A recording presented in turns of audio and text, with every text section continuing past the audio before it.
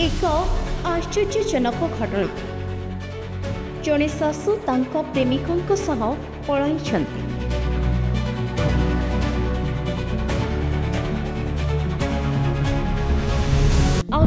खोजा चारि बहु एवं वृद्ध स्वामी व्याकुल होई चारिआडे दौड़ुछन्ति।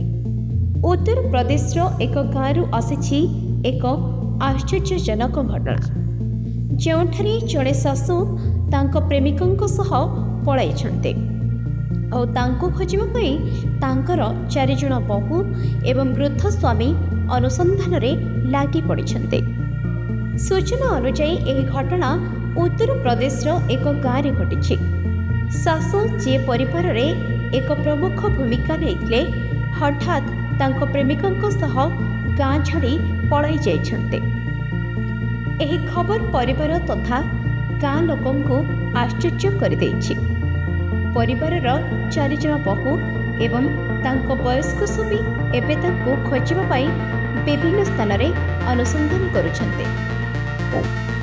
स्थानीय सूत्रରୁ जଣାपड़ी जे शाशुଙ୍କ ଏହି ପଦକ୍ଷେପ ପରିବାରରେ ଏକ ବଡ଼ ଧରଣର ଆଲୋଡ଼ନ ସୃଷ୍ଟି କରିଛି।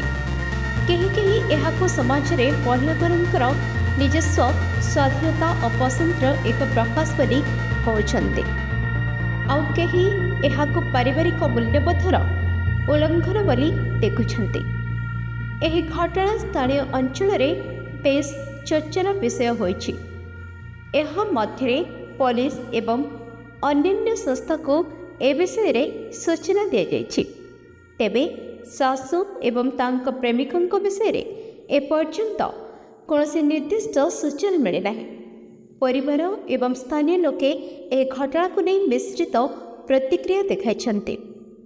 एही खबर अधिक अपडेट पाई आम सहित रुहंतु। एहा थिला आजिर प्रमुख खबर। धन्यवाद। Bureau report the next Odisha news.